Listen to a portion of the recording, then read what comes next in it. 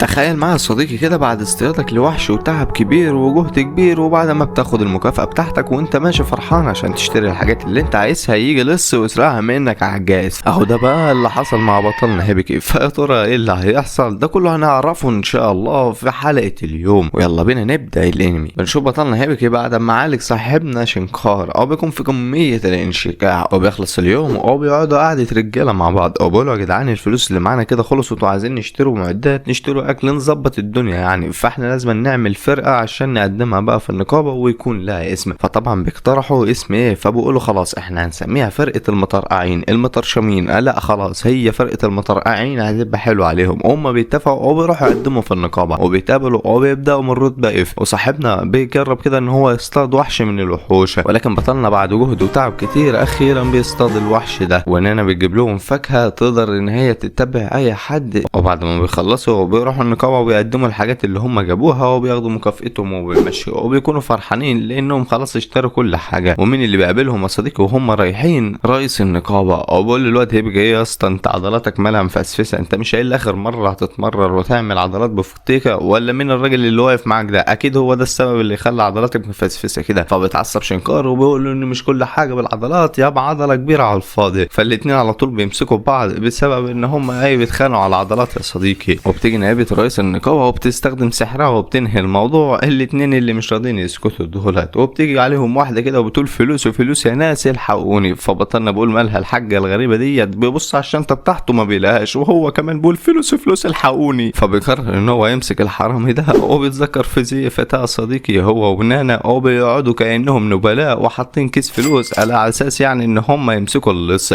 وبنعرف ان اللص النادلة اللي بتقدم لهم الطعام. فبعد ما بتقدم لهم بيبص جنبهم ما بيلاقوش الفلوس. فشنكار بيقول لهم الحقوها يا اولاد الليف، قاعدين تاكلوا وتمرحوا وانتم مش واخدين بالكم. وبيتبعوا بسبب الفاكهه اللي هم كانوا حاطينها في كيس الاموال. وبيدخلوا مكان كده تحت الارض وبيلاقوها ان هي كده بتعدي من جنبهم من غير ما هم يشوفوها. فسطلنا بسرعه بيقيمها وبيعرف ان دي الفتاه اللي هي سرقت منهم. فبسرعه بيلحقوها وبيزنوها في مكان كده ما فيهوش اي حد. وبتقول لهم بما ان يعني انكم كشفتوا هويتي وعرفتوا انا مين، فانتم بقى غبيين لانكم جيتوا لحد هنا ورايا. وبتخبط على الباب فبيطلع فخ يا صديقي عليهم. بسرعه شنكار بيلحق بطلنا وبيزق عشان يلحقها. بيطلع يجري وراها ولكن هي بتكون مجهزه له فخ تاني وهو بيقع فيه. وبتقول له نسيت اقول لك مش كل حاجه بتتقيم يا حبيبي، لان دايما العقل البشري هو الاذكى على الاطلاق. وبتبص عليه وبتعرف ان هو مش فتاه، ده طلع راجل. وبتقول له بقى انت بتخدعني بس انت عيل عسول، عشان كده هاخدك معايا تقيم لي شويه حاجات واديك المال بتاعك. فهو طبعا ما بيده حيله فبيوافق وبيروح معاه وبيقعدوا قاعده كده وهو بيفضل يقيم لها الحاجات اللي هي جايبهم لحد ما بيقع على اخر حاجه وهو الصوار. وبيقول لها ان ده ملهوش اي عزا وصور خشب يعني، ولكن مكتوب عليها شكرا لكم يا اختي العزيزه، لقد عشت حياه سعيده وانا دائما معك. وهي بتتاثر من الكلام ده وبطلنا بيتاثر معاه هو كمان، لان دي اختها اللي ماتت معاها. وبتشكر بطلنا لان هو ساعدها وبتديله الفلوس وبتقرب منه. وطبعا حفظا على سلامتك يا صديقي السنجل فانا مش هوريك اللي حصل. بيتنقل بطلنا عند اصدقائنا او بيكونوا قاعدين مع بعض وبيقولوا له ايه اللي حصل وانت عملت ايه. بقول لهم صراحه قابلتها وهي ادتني المال بسبب ان انا ساعدتها في تقييم الحاجات بتاعتها، بس صراحه ما عرفتش امسكها. بس خلي بالك في المره الجايه عشان احتمال توقعك تاني. نسيبهم بقى ونروح لمكان تاني وبنلاقي الصديقه اللي اخيرا عرفنا اسمها واللي هي ايفا بتكون انقذت صحابنا الاثنين. وبعد ما بتنقذ ايميلي والخادمه بتاعتها بيقعدوا مع بعض يستريحوا. فايميلي بتطلع غرض من معاها وبتديها لايفا وبتقول لها ان الغرض ده يمكن تحتاجيه في يوم من الايام، لو انت بقيت في خطر فاستعمليه وانا هنجيلك على طول انتقال آني. فبتشكرها وبعد ما بيستراحوا بيمشوا وهما ماشيين ايميلي بتقول لها انا في يوم من الايام لقيت ارواح بتكلمني او حاجه بتكلمني وتروح لأمة الشمال. وطبعا كان قصدها على بطلنا لما هي راحت له يا صديقي، ولكن هي ما بتكملش وبتقول لها بس كده. فهي اول ما بتسمع ايفا كده بيكون في وراها حاجه وشكل فيه انها كبيره يا صديقي. بتسيبها وبتقول لها اهو لحد هنا بقى انا هقدم استقالتي معاكم. نسيبهم بقى ونرجع لابطالنا وبنلاقيهم ان هم واقفين مع رئيس النقابه وبقول لهم صراحه كده انا لقيت في دوشه اليومين اللي فاتوا عن فرقه مسموهم المطرشمين، لا قصدي فرقه مسموهم المطرقعين، فعايزينهم يعني ان هم يخلصوا على اموات الاحياء بما انهم اقوياء وعاملين شغل عالي في اخر فتره وقاعدين يخلصوا مهمات بطريقه عبيطه. فطبعا هم بيبصوا لنفسهم وبيكونوا مصدومين. واكتر واحد مصدوم فيهم يا صديقي هو بطلنا لانه مفكر ان العالم ده ما فيهوش كده، ولكن ده فيه كل حاجه يا صديقي. ما تخيل اموات احياء، سحر، شعوذه، ايا يكن في الحياه موجود في ديت. فبطلنا بقول له عم انت بتقول ايه؟ مفيش الكلام ده. بقول له لا يا اسطى انتوا فرقه جامده، انتوا فرقه مطرقعين، هتخلصوا عليهم بطرقعه واحده من صباعكم. فطبعا بيوافقوا، ما بيدهم حيله، فخلاص بقى هم لبسوا فيها. وبيكون هنا اخواتي المشاهدين وصلنا لنهايه حلقه اليوم، فاتمنى تكون عجبتك. فما تنساش بقى اللايك الجميل والاشتراك منك يا عسل، ويلا سلام.